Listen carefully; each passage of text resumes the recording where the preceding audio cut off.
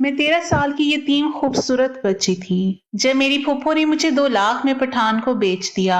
वो हर शाम मेरे साथ मिलाप करता मगर मुझे बहुत दर्द होता क्योंकि वो ऐसी जगह से मेरे पास आता था जहां से गुनाह होता है। फिर एक रात मैंने उसको समझाया कि मेरा नाम मरियम है। मैं उस वक्त बहुत छोटी थी जब मेरे माँ बाप इस दुनिया से चले गए। मेरी आंखों के सामने अंधेरा छा गया था। मैंने कभी सोचा भी नहीं था कि एक दिन मैं यतीम हो जाऊंगी। मेरा कोई सहारा नहीं था। मेरे बाबा के बाद सब कुछ जैसे खत्म हो गया। मैं अपनी फूफो के घर आ गई। उन्होंने मुझे अपने साथ रखा मगर उनका सलूक मेरे साथ माँ जैसा नहीं था। वो मुझसे हर छोटा बड़ा काम करवाती, सुबह सवेरे उठा देती, झाड़ू लगाने से लेकर बर्तन मांजने तक हर काम मेरे ज़िम्मे था। उनके घर में 2 कमरों का मकान था। एक कमरे में वो और फूफा रहते थे और दूसरे कमरे में मैं सोती थी। कभी कभी मुझे खाने के लिए भी डांट पड़ती कि खुद ही खा लिया करो। उन्होंने कभी प्यार से नहीं पूछा कि मैं थक गई हूँ या बीमार हूँ। मैं बस एक नौकरानी बन गई थी जिसके हिस्से में सिर्फ काम आता था। फूफो अक्सर दिन भर घर में रहती थी और शाम के वक्त तैयार होकर सहन में आ बैठती थी। उनके चेहरे पर हमेशा मेकअप और खुशबू होती थी। कभी कभी वो हंसते हुए किसी के आने का इंतजार करती। मुझे उस वक्त कुछ समझ नहीं आता था कि वो किसके लिए तैयार हो रही हैं। फिर एक दिन मैंने देखा कि एक पठान साइकिल पर कालीन बेचने आया है। वो ऊंची आवाज में आवाज़ें लगा रहा था। फूफो ने दरवाजा खोला और उसे अंदर बुला लिया। मैंने हैरत से देखा क्योंकि फूफो आमतौर पर किसी को अंदर नहीं बुलाती थी। वो कालीन वाला बहुत मजबूत जिस्म का मर्द था। उसका नाम दिलशाद था। उसने साइकिल एक तरफ रखी और फूफो से बड़ी नरमी से बात करने लगा। मैंने दूर से देखा तो लगा जैसे उनके बीच पुरानी जान पहचान है। वो हंसी मजाक कर रहे थे। मैं ये मंजर देखकर चौंक गई। दिल में एक अनजाना सा शक पैदा हुआ मगर मैंने कुछ नहीं कहा। दिलशाद हर दूसरे तीसरे दिन आने लगा, कभी कालीन दिखाने के बहाने, कभी चाय पीने के लिए। फूफो जब इससे बात करती तो उनके चेहरे पर एक अजीब सी चमक आ जाती। एक दिन दोपहर के वक्त मैं किचन में बर्तन धो रही थी कि मैंने उन दोनों की आवाजें सुनी। दिलशाद कह रहा था कि तेरे मोहल्ले के चक्कर लगाते लगाते मेरी ये हालत हो गई। तेरी तो शादी भी हो गई और इतने साल भी गुजर गए। मैं तो अब भी तेरे मोहल्ले के चक्कर इसलिए लगाता हूँ कि तुझे एक झलक देख सकूं। अल्लाह गवाह है कि तूने मुझसे आज तक एक भी कालीन नहीं खरीदा। ये सुनकर मेरा दिल कांप गया। फूफो हंसने लगी और कहने लगी, फिर तू क्या चाहता है, क्या करूं मैं? दिलशाद ने कहा कि इतने सालों से तेरी चाहत दिल में लिए फिर रहा हूँ। अब तो भरपाई का वक्त आ गया है। तू कोई अपनी जैसी ढूंढ देना मुझे। फूफो ने हंसते हुए कहा कि नहीं, ऐसा नहीं हो सकता। और दोनों के दरमियान अजीब सी बातें चलती रहीं। मैं दरवाजे के पीछे खड़ी सब कुछ सुन रही थी। दिलशाद ने जाते जाते कहा कि जल्द ही फिर आऊंगा और उसके बाद वो चला गया। फूफो ने दरवाजा बंद किया। उनके चेहरे पर इत्मीनान सा था, जैसे कोई बड़ा काम हो गया हो। मैं खामोश अपने कमरे में आ गई। दिल में खौफ भी था और दुख भी। मैं सोचने लगी कि अगर उन दोनों का कोई चक्कर है तो मेरा यहाँ क्या बनेगा। फूफो तो खुद ऐसी बातों में पड़ी हैं, वो मेरे बारे में क्या सोचेंगी। मैं किसी को बता भी नहीं सकती थी क्योंकि फूफा तो हमेशा मुझ पर ही गुस्सा निकालते थे। वो कहते थे कि तेरे बाबा ने इस घर पे बोझ डाल दिया और खुद इस दुनिया से चला गया। उनके ये अल्फाज मेरे दिल में तीर की तरह चुभते थे। मैं रात भर रोती रही, सोचती रही कि अगर बाबा जिंदा होते तो मैं आज इस तरह जलील जिंदगी ना गुजार रही होती। मैं एक यतीम लड़की थी जिसके लिए दुनिया में ना मोहब्बत थी ना इज्जत थी। और अब लग रहा था कि मेरी फूफो के दिल में मेरे लिए कोई और ही इरादा छुपा हुआ है जिसका इंजाम मेरे हक में अच्छा नहीं होने वाला था। अगले दिन सुबह जब मैं उठी तो फूफो नाश्ते के दौरान बहुत खुश नजर आ रही थी। उनके चेहरे पे वही मुस्कुराहट थी जो मैं कल रात देख चुकी थी। मैंने उनसे पूछा कि आज इतना खुश क्यों हो? वो बोली, कुछ खास नहीं, बस यूं ही दिल खुश है। फिर उन्होंने कहा कि शाम को तैयार रहना, कहीं जाना है। मैंने हैरत से पूछा, कहाँ जाना है? तो वो बोली, तुझे बाद में पता चल जाएगा। मैं खामोश हो गई। दिल में अजीब सा खौफ बैठ गया। शाम हुई तो उन्होंने मुझे साफ कपड़े पहनने को कहा। मैंने अपना पुराना दुपट्टा धोकर पहना। उन्होंने कहा कि इतना मैले कपड़े क्यों पहने हैं, जरा अच्छे से तैयार हो जा। मैंने कहा कि मैं आपकी बात नहीं समझी। कहने लगी कि समझ जाएगी। मेरी फूफो कहने लगी, चलो जरा बाहर चलते हैं। मैंने सोचा शायद किसी के घर जा रही हो, मगर वो मुझे एक पार्क में ले आई वहां बच्चों का शोर था, सब झूले ले रहे थे, दौड़ रहे थे, कह के लगा रहे थे। फूफो ने मुझसे कहा, जा बेटा तू भी बच्चों के साथ खेल ले। मैं हैरान होकर उनकी तरफ देखने लगी, क्योंकि मेरी खेलने की उम्र तो कब की गुजर चुकी थी। मैं अब एक जवान लड़की थी जिसके कदम जवानी की दहलीज पर पहुंच चुके थे।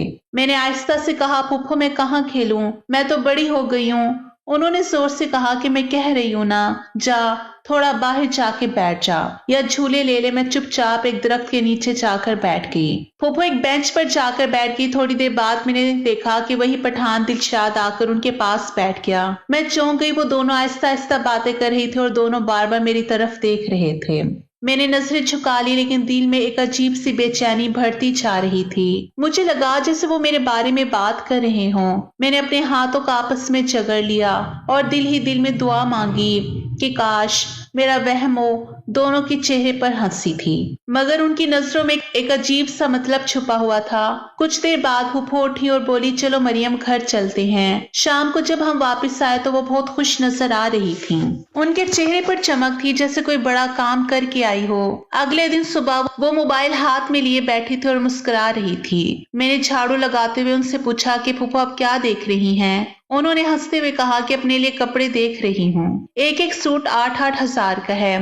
मैंने हैरान होकर कहा कि आप तो कभी इतने महंगे कपड़े नहीं पहनती। तो उन्होंने कहा, हाँ दिल तो करता था मेरा भी महंगे कपड़े पहनने का, लेकिन कभी इतने पैसे नहीं दिए। अब अपने लिए बहुत सारी शॉपिंग करूंगी। मैंने हंसते हुए कहा कि क्यों, क्या कोई इनाम निकलने वाला है? तो वो बोली, नहीं मेरी लॉटरी निकलने वाली है और मुझे तो पता ही नहीं था कि मेरी लॉटरी निकल आएगी, लेकिन अब निकलने वाली है। इसी तरह ये सारी शॉपिंग करूंगी। मैं उनकी बात समझ नहीं पाई। मैंने कहा, फूफो कैसी लॉटरी? वह हंसी और मेरी तरफ देखकर बोली, अब ये ना सोचना कि तेरे लिए भी कुछ खरीदूंगी। तेरे लिए कुछ खरीदने की जरूरत नहीं है। मेरी लॉटरी निकल रही है तो तुझे तो पूरा बैंक मिल रहा है। मुझे उनकी बातें मेरे सर के ऊपर से गुजर गई, लेकिन दिल में एक अनजाना सा डर बैठ गया। उसी रात मैंने उन्हें और उनके शोहर को बातें करते सुना। फूफो कह रही थी कि मरियम की शादी करवा देते हैं। एक आदमी है जिसकी खूबसूरती पर मर मिटा है, इससे शादी कर लेगा। वो कह रहा था कि इसको पसंद करता है। मैं कमरे के दरवाजे के पीछे छुपकर सुन रही थी। फूफो के शोहर ने कहा कि हम इसकी शादी के लिए पैसे कहाँ से लगाएं? कहाँ है पैसे? फूफो ने फौरन कहा कि सारे पैसे वो खुद लगाएगा, बल्कि हमें भी कुछ पैसे देगा। बस आप हाँ बोल दे। वो बोला, अगर ऐसा है तो फिर निकालो इसको यहाँ से। वैसे भी जब से यहाँ आई है सारे काम ये करती है, तुम कोई काम नहीं करती, मोटी होती जा रही हो। फूफो ने हंसते हुए कहा, अच्छा अच्छा ठीक है। मैं सब सुनकर पत्थर की मूरत बन गई थी। मुझे अगले दिन पता चला कि मेरी फूफो ने मुझे दिलशाद के हाथ बेच दिया है। मेरी कीमत 2 लाख रुपए लगाई गई थी। मैं ये सुनकर साकत रह गई थी, जैसे जमीन मेरे कदमों के नीचे से निकल गई हो। फूफो के लिए मैं बस एक सौदा थी, कोई बेटी या भांजी नहीं थी। वो पैसों की खातिर मुझे एक अजनबी के हवाले करने जा रही थी। जल्दी मेरी शादी तय हो गई। दिलशाद ने खुद आकर सारे इंतजामात किए। उसने कहा कि वो खुद गवाहों को बुलाएगा, मौलवी साहब को भी खुद लाएगा, मिठाई भी वही लेकर आया। फूफो बार बार हंसती रही, कहने लगी कि अब तो दिलशाद मेरा पुराना कर्जा चुका रहा है। उसने जाते जाते फूफो से कहा कि तू तो मुझे मिली नहीं, लेकिन तेरे जैसी एक कम सुन कली मुझे मिल गई है। तेरा बहुत शुक्रिया। मेरे आंसू बह रहे थे। मैं कह रही थी कि मैं नहीं जाना चाहती, मैं रुखसत नहीं होना चाहती, मुझे इस आदमी से शादी नहीं करनी, लेकिन मेरी आवाज किसी ने नहीं सुनी। मैंने एहतजाज किया, चीखी रोई, लेकिन सब ने कहा कि अब कुछ नहीं हो सकता। तुम्हारी शादी हो चुकी है। मैंने सोचा शायद अभी भी कोई मौजज़ा हो जाएगा, मगर कुछ नहीं हुआ। मैं उस दिन अपनी जिंदगी का सबसे बुरा दिन देख रही थी। मैं दिलशाद के घर रुखसत हो रही थी, बगैर अपनी मर्जी के, बगैर किसी खुशी के, जैसे किसी जानवर को बांध कर किसी के हवाले किया जा रहा हो। मेरी आंखों के सामने फूफो और उनके शौहर के चेहरे थे, जिन पर सिर्फ इत्मीनान था, जैसे उन्होंने कोई बहुत फायदे का सौदा कर लिया हो। और मैं मरियम अब उनकी नजर में बस 2 लाख की कीमत वाली चीज बन चुकी थी। तभी वो शॉपिंग करने के लिए सूट पसंद कर रही थी। मुझे बेचकर उन्होंने शॉपिंग करनी थी, यानी अपनी शॉपिंग के लिए उन्होंने जीती जागती लड़की को बेच दिया, उसके ख्वाब, उसके मुस्तकबिल को खराब कर दिया, सिर्फ अपने चंद जोड़ों के लिए। ऐसी औरतें होती हैं, ऐसी फूफो होती हैं। मेरे बाबा जब इस दुनिया से जा रहे थे तो फूफो का हाथ पकड़ के कहा था कि मेरी मरियम का ख्याल रखना। माँ तो मेरी पहले ही इस दुनिया में नहीं थी। उस वक्त वो रो रही थी और कह रही थी कि वो मेरी अपनी बेटी है, फिर भला कोई अपनी औलाद को इस तरह बेच देता है। क्या उसके बाद 5 साल उन्होंने मुझसे घर में काम करवाए, जबकि मेरी उस वक्त काम करने की उम्र भी नहीं थी। और अभी मेरी शादी करवा दी, वो भी इस तरह। शादी की पहली रात ही मैं एक ऐसे घर में थी जो ज़ाहिर आम सा लगता था, लेकिन अंदर से बहुत अलग था। ये घर लोगों से भरा हुआ था, दरवाजे पर रोशनियों की लड़ी लगी हुई थी, हर तरफ खुशबू फैली हुई थी। उसके घर में माँ थी, 2 भाभियां थी, बहनें थी, भाई थे, सब हंसते मुस्कुराते फिर रहे थे जैसे कोई बड़ी खुशी का मौका हो। मेरा दिल डर से कांप रहा था। मैंने कभी इतने सारे अजनबी चेहरे एक साथ नहीं देखे थे। सबके चेहरों पर मुस्कुराहट थी, लेकिन मैं जानती थी कि वो किस वजह से खुश हैं। कुछ देर बाद मुझे एक अलग कमरे में ले जाया गया। वो कमरा बहुत ही खूबसूरत था। नरम कालीन बिछे हुए थे, दीवारों पर रंगीन कपड़े लगे हुए थे, फूलों की खुशबू हर तरफ फैली हुई थी। मैं हैरान थी कि खरीदी हुई लड़की के लिए इतनी प्यारी, इतनी इज्जत कैसे हो सकती है। मैं बेड के कोने पर बैठ के दिल में खौफ भी था और हैरत भी। मैं सोच रही थी कि पता नहीं मेरी जिंदगी अब कैसे गुजरने वाली है। रात के खाने के बाद सब लोग हंस बोलकर अपने कमरों में चले गए। घर में खामोशी छा गई। तब दरवाजा आहिस्ता से खुला। दिलशाद अंदर आया। उसके हाथ में एक छोटा सा तोहफा था। उसने आकर नरमी से कहा कि ये तुम्हारे लिए है। मैंने खामोशी से ले लिया। वो मुस्कुरा रहा था। उसने कहा कि अब ये तुम्हारा अपना घर है, यहाँ तुम्हें किसी से डरने की जरूरत नहीं। सब लोग तुम्हारे अपने हैं, सबकी इज्जत करनी है, खिदमत करनी है, मगर एक बात याद रखना, बात सिर्फ मेरी मानी जाएगी। मैंने आहिस्ता से सर झुकाकर हाँ कह दी, क्योंकि मैं जानती थी कि अगर उसकी बात ना मानी तो मेरे साथ कुछ भी हो सकता है। कुछ देर वो खामोश बैठा रहा, फिर आहिस्ता से मेरे करीब आया और मेरे कान में एक ऐसी बात कही जिसे सुनकर मेरा दिल दहल गया। मेरी आंखों के सामने अंधेरा छा गया था। वो बात ऐसी थी जो किसी शरीफ इंसान के मुंह से निकल ही नहीं सकती थी। मैंने फौरन कोई बहाना बनाकर उस बात को टाल दिया, मगर उसकी आंखों में अजीब सी जिद थी कि वो बोला कि मुझे इसी तरह अच्छा लगता और मैंने इसी तरह तुम्हारे साथ वक्त गुजारना है। मैंने दिल ही दिल में कहा कि या अल्लाह, ये मैं कहाँ आ गई हूँ। उसकी बात बिल्कुल गैर शरई थी, एक ऐसी बात जिसे दीन भी मना करता है और शरीयत भी। मैंने कई दिन तक बहानों से खुद को बचाया। कभी बीमार बन गई, कभी कह दिया कि तबीयत ठीक नहीं, मगर वो समझदार आदमी था। एक दिन उसने मेरी बातों पर ध्यान नहीं दिया और वो दिन मेरी जिंदगी का सबसे बुरा दिन बन गया। उस रात मेरे साथ वो नहीं हुआ जो एक दुल्हन के साथ होता है, बल्कि इससे भी ज्यादा खतरनाक हुआ, और वो काम जिससे इस्लाम भी मना करता है और जिससे गुनाह कबीरा कहा जाता है। मैं चुप रही, मैं रो भी नहीं सकी। मेरी आवाज गले में दब गई थी। मेरे जिस्म से ज्यादा मेरी रूह जख्मी थी। अब यह सब कुछ एक आदत बन गया था। हर दूसरे तीसरे दिन वो यही सब करता था, जैसे उसे इसमें सुकून मिलता हो। मैं बेबस थी, किसी को कुछ नहीं बता सकती थी, क्योंकि बताने वाला कोई था ही नहीं। मेरा अपना कौन था जिससे मैं शिकायत करती? मैं सोचती थी कि शोहर अगर मोहब्बत नहीं दे सकता तो कम से कम इज्जत तो देगा, लेकिन यहाँ तो इज्जत नाम की कोई चीज नहीं थी। वो मुझसे कहता था कि तुम सिर्फ मेरे सुकून के लिए हो। मैं उसके चेहरे पर देखती थी तो वहां सिर्फ खुद गर्जी थी, एहसास नहीं था। एक दिन मैंने उससे फिर मोबाइल पर बात करते सुना। वो बात कर रहा था और मुस्कुरा रहा था। मैंने झांक कर देखा तो फोन के ऊपर लिखा था मेरी जान। मैं चौंक गई। जब मैंने ध्यान से सुना तो वो फूफो की आवाज थी। मैं कांप गई। उसने जब फोन बंद किया तो मैंने हिम्मत करके कहा कि अब तो उनका पीछा छोड़ दो। उसने तेज नजरों से मेरी तरफ देखा और बोला, तू कौन होती है मुझे कहने वाली? वो मेरी पहली मोहब्बत है, मैं उसे कभी नहीं भूल सकता। वो कहने लगा, उसने तुझे मुझे देकर अपनी जान छुड़वाई और थोड़ी कीमत कमाई भी कर ली, मगर मेरे दिल से वो कभी नहीं निकल सकती। मैं पत्थर की तरह जम गई। मेरी आंखों से आंसू बहने लगे। मैंने सोचा कि मैं तो इसकी जिंदगी में सिर्फ एक सौदा हूँ, एक जिस्म हूँ जिससे वो अपनी ख्वाहिश पूरी करता है, मगर दिल के किसी कोने में मेरे लिए कुछ नहीं है। मैंने दिल ही दिल में सोचा कि शायद अल्लाह ही मेरा हाल देख रहा है, शायद कभी मेरी फरियाद सुन ली जाए। लेकिन उस वक्त मैं एक ऐसी कैद में थी जिससे निकलने का कोई रास्ता नहीं था, और हर दिन मेरी जिंदगी का एक नया अज़ाब लेकर आता था। मेरी हर वक्त तबीयत खराब रहती थी, कभी सर भारी रहता, कभी जिस्म में दर्द होता, कभी बुखार सा लगता, लेकिन घर में किसी को मेरी हालत की परवाह नहीं थी। दिलशाद की माँ ने कहना शुरू कर दिया कि तू तो कह रहा था कि ये लड़की काम काज में बड़ी तेज है, यहाँ पर आएगी तो घर के सारे काम संभालेगी, लेकिन ये तो किसी काम के काबिल नहीं है, इससे तो ठीक से चला भी नहीं जाता। वो कहता था कि काम आपने करवाना है, मेरा काम तो हो जाता है। इतना कह के वो चला जाता था। मैं जब किचन के पास से गुजरती तो वो सब औरतें आपस में बातें करती हुई मुझे देखकर मुस्कुराती, जैसे मैं कोई तमाशा हूँ, और फिर नजरें फेर लेती थी। उस घर की औरतों को देखकर मैं सोचती थी कि लगता है इन सब के साथ यही मामला था और शायद मेरी किस्मत भी ऐसी ही लिखी गई थी। मैंने कई बार कोशिश की कि किसी से बात कर सकूं, कोई ऐसा मिल जाए जो मेरी बात समझ ले, लेकिन यहाँ पर तो सब अंधे थे। सबको सिर्फ अपनी फिक्र थी। मैं किसी से बात करती तो मुझे ही बुरा बना दिया जाता। कहते कि नई नई आई है, नखरे दिखा रही है, काम से जी चुरा रही है।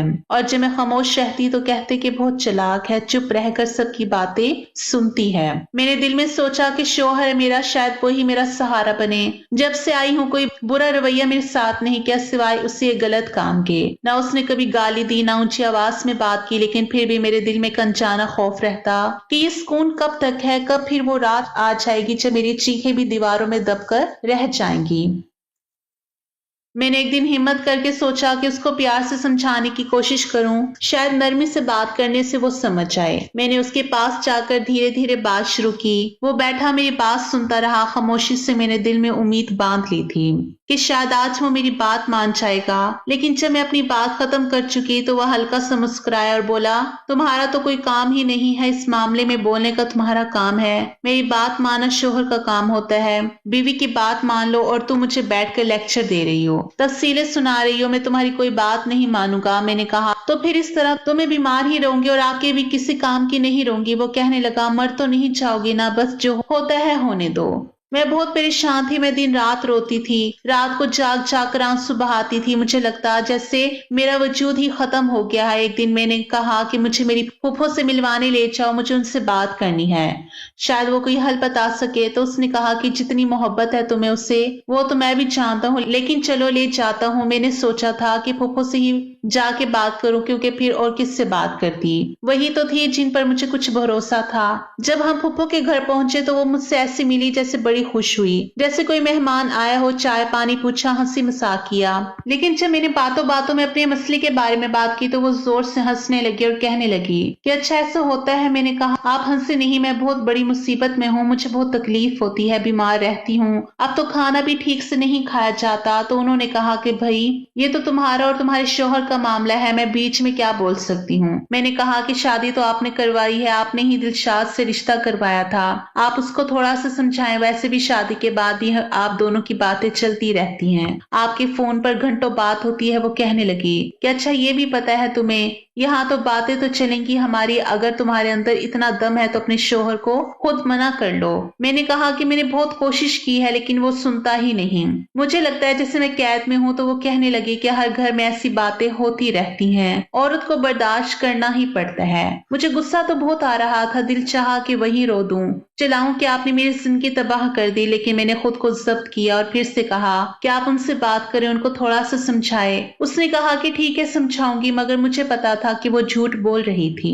क्योंकि कोई फर्क नहीं पड़ा था। दिलशाद वैसे ही था, बल्कि अब तो वो और ज्यादा बेरहम होता जा रहा था। अब कौन था ऐसा जिससे मैं बात कर सकती थी? सब रास्ते बंद हो चुके थे, बस एक ही रास्ता बचा था, खामोशी का, और मैंने वही इख्तियार कर लिया था। मेरा दिन घर के कामों में गुजरता था। सुबह आंख खुलते ही झाड़ू पोंछा, बर्तन, कपड़े, सब कुछ मेरे सीमा होता था।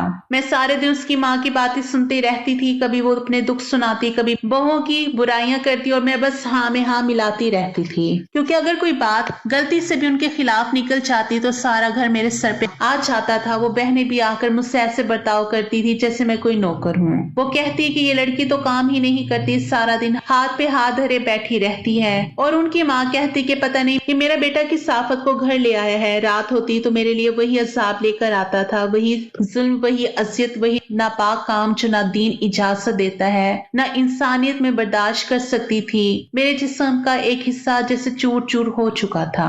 दर्द की दवाइयां ऐसे खाती थी जैसे कोई टाफिया खाता है, कभी सर दर्द की गोली, कभी जिस्म के दर्द की, लेकिन फिर भी कोई फर्क नहीं पड़ रहा था। मैं दिन ब दिन कमजोर होती जा रही थी। मेरी आंखों के नीचे सियाह हल्के पड़ गए थे, मगर किसी ने कभी ये नहीं पूछा कि मैं ठीक हूँ या नहीं। एक दिन हमारे घर मेहमानों के आने की खबर मिली। सुबह से ही घर में हलचल मच गई। सब लोग ऐसे तैयारियों में लगे हुए थे जैसे कोई बादशाह आने वाला हो। हर कमरा साफ किया जा रहा था, बर्तन चमकाए जा रहे थे, कपड़े इस्त्री हो रहे थे, और खाने पीने की इतनी तैयारियां हो रही थी कि मैं हैरान हो गई। मैंने सोचा कि आखिर ऐसा कौन सा मेहमान है जिसके लिए इतना एहतमाम हो रहा है।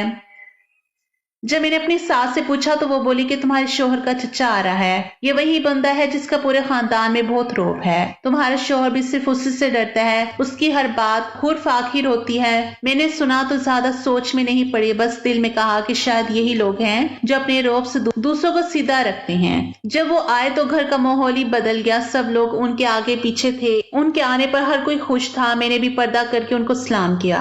उन्होंने मेरी तरफ देखा तो उनकी नजरें बड़ी नरमी वाली थी। वो बहुत पढ़े लिखे और समझदार इंसान लग रहे थे।